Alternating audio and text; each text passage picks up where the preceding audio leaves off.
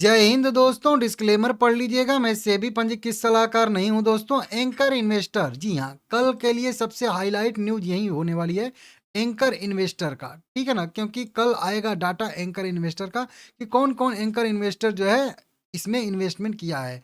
जो बड़े anchor investor हैं उनके बारे में आज हम लोग जानेंगे थोड़ा सा। भारत कुकिंग कोल का आईपीओ का डिटेल मैं आप लोगों को कई बार बता चुका हूँ, फिर से एक बार थोड़ा सा 1 मिनट में बता दूं। 9 जनवरी से लेकर 13 जनवरी तक खुला रहेगा। 21 रुपये से लेकर 23 रुपये प्राइस बैंड और लगभग 10,700 करोड़ का मार्केट कैप रहने वाला है इसका, ठीक है ना। 1,000 करोड़ के आसपास का इसका इशू साइज है। 46 crore 57 lakh equity share issue कर रही है। 600 शेयर का लोड साइज यहाँ पे रहने वाला है। और बाकी का जो है अलॉटमेंट अलॉटमेंट 14 तारीख को होगा, रिफंड 15 तारीख को होगा, क्रेडिट 15 तारीख को और लिस्टिंग 16 तारीख को इसकी होने वाली है, ठीक है ना। वैल्यूएशन के हिसाब से सब कुछ मैं आप लोगों को समझा चुका हूँ, बता चुका हूँ। एक और यहाँ पे दिक्कत आ रही है जीएमपी में गिरावट की। ये आप लोग कमेंट कर रहे हो कि सर जीएमपी क्यों गिर रहा है, क्यों गिर रहा है। तो कई लोग कह रहे हैं कि वैल्यूएशन मांगे हैं। वैल्यूएशन मांगा नहीं है भाई, अभी आईपीओ ओपन नहीं हुआ है। कल जीएमपी फिर से बढ़ने की संभावना है। क्यों? क्योंकि एंकर इन्वेस्टर वही अभी हम लोग फिर से देखेंगे जो एंकर इन्वेस्टर की लिस्ट।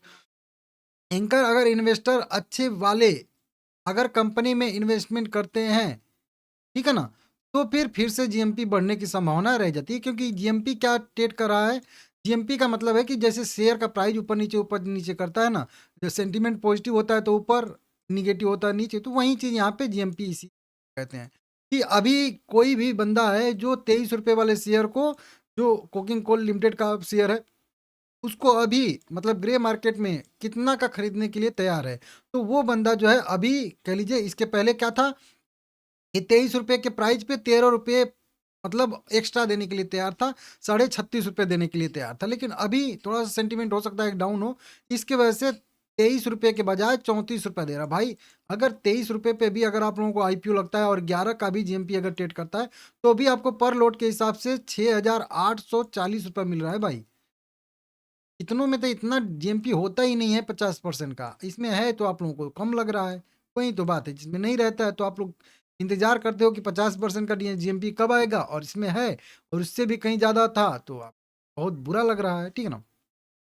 अब आपको कैसे पता चले, देखिए जब आएगा लिस्ट तो मैं बताऊंगा ही कौन कौन एंकर इन्वेस्टर है, लेकिन आपको भी तो पता होना चाहिए ना। क्योंकि जब आप तुरंत डिसाइड भी कर सकते हो ना आपके लिए, तो कौन कौन से एंकर इन्वेस्टर का नाम आने पे मार्केट उसको पॉजिटिव लेता है, जिससे जीएमपी बढ़ेगा, कह लीजिए एक तरीके से बढ़ता है। या फिर कौन कौन से कह लीजिए कि एंकर इन्वेस्टर आते हैं किसी भी आईपीओ में, तो उसका थोड़ा सा हाइप बढ़ता है। तो उसमें देखिए कई सारे जो बड़े वाले नाम हैं, वो उनकी मैं लिस्ट यहाँ पे निकाल के आप लोगों को बता रहा हूँ। सबसे पहला नाम अगर आए आप लोग यहाँ पे देख लीजिएगा, एसबीआई म्यूचुअल फंड का, ठीक है ना। 162 शेयरों में ये लगभग 10,500 करोड़ रुपए लगा के बैठे हैं, समझ रहे हो आप लोग। आईसीआईसीआई प्रूडेंशियल में लगभग 211 स्टॉक में शेयर में ये भी 10,000 करोड़ रुपया लगा के बैठे हैं, बड़े वाले anchor investor. HDFC mutual fund 211 share में लगभग यह भी कह लीजिए 9,700 करोड़ रुपया लगा के बैठे हैं। Nippon India mutual fund 223 stock में लगभग यह भी 9,000 करोड़ रुपया लगा के बैठे हैं। आदित्य बिरला सन लाइफ म्यूचुअल फंड 217 शेयर में लगभग 8,000 करोड़ रुपया लगा के बैठे हैं, ठीक है ना। फिडेलिटी करके है 94 शेयर में 7,000 करोड़ रुपया लगा के बैठे हैं। गवर्नमेंट ऑफ सिंगापुर ये जो है, इनका नाम आए तो पॉजिटिव मान लीजिएगा। 76 शेयर में सॉरी 69 शेयर में लगभग 6,000 करोड़ रुपया लगा के बैठे। नोमुरा नोमुरा की रिपोर्ट आती है ना, तो वही नोमुरा 140 शेयरों में लगभग 6,000 करोड़ रुपया लगा के बैठे हैं, समझ रहे हो आप लोग। कोटक महिंद्रा बैंक का नाम निकल के सामने आता है, ये भी 6,500 करोड़। एक्सिस म्यूचुअल फंड का, गोल्डमैन सैक्स, आप लोग देखते हो ना हर बार गोल्डमैन सैक्स की रिपोर्ट आ गई, 171 शेयरों में लगभग 5,500 करोड़ रुपया लगा के बैठे हैं। अबू धाबी इन्वेस्टमेंट देखते हो ना, 98 शेयरों में जो है ये एंकर इन्वेस्टर हैं, समझ रहे हो। ये जो अभी ये नंबर बता रहा हूँ, मतलब समझिए कि इतने शेयर में ये एंकर इन्वेस्टर के तौर पे पैसा लगा चुके हैं, ये आपको पता होना चाहिए, ठीक है ना। और वहीं पे government pension fund global, SBI life insurance LIC जिसको कहते हैं, 116 शेयर में लगा के बैठे। Mirae asset, Morgan Stanley, BlackRock, ये सारे के सारे नाम बड़े वाले नाम हैं, अच्छे वाले नाम हैं। बंधन mutual fund, small world fund, DSP mutual fund. तो ये 20 जो लिस्ट बताया हूँ ना, ये 10 20 टॉप के जो एंकर इन्वेस्टर हैं, उनकी लिस्ट बताया हूँ, तो इसको आप लोग खास करके नोट करके ज़रूर रखिएगा, ठीक है ना? वहीं पे अगर शेयर के हिसाब से देखेंगे तो वहीं सारे के सारे नाम फिर से आएँगे।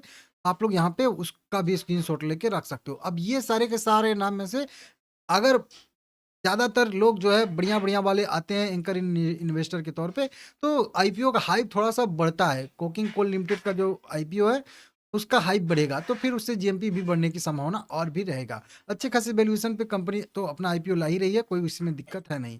ठीक है ना? इस तरीके से देख लीजिए। बाकी यहाँ पे 10 पॉइंट में बताया गया है कि क्या-क्या चीज़ें आप लोगों को ध्यान देनी है। हालाँकि वो चीज़ आप लोगों को पहले से भी है। तिथि आप लोगों को 8 से 11 ध्यान दे 8 से 13 ध्यान देनी है।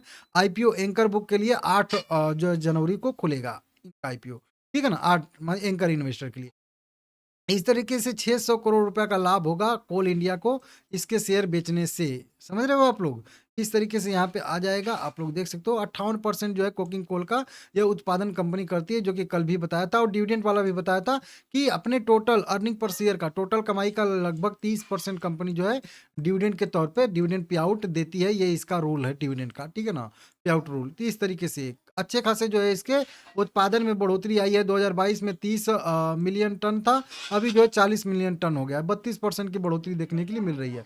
समझ रहे हो आप लोग? प्रमुख ग्राहक में बहुत सारे Damodar valley corporation authority, steel authority of India limited, SAIL, Uttar Pradesh Rajya Vidyut Nigam limited, power, ये Punjab state power transmission, national thermal power corporation, Jhajjar power limited, marathon power limited, कई सारे ये बड़े-बड़े इनके ग्राहक हैं, आप लोग समझ सकते हो। लगातार इनके राजस्व में वृद्धि देखने के लिए मिलती है, जो आप लोगों को पता भी है। इस तरीके से अपने समकक्ष जो कंपनियों के हिसाब से देखेंगे, तो भी अच्छे खासे वैल्यूएशन पे कंपनी मिलती हुई हम लोगों को नज़र आ रही है, देख सकते हो।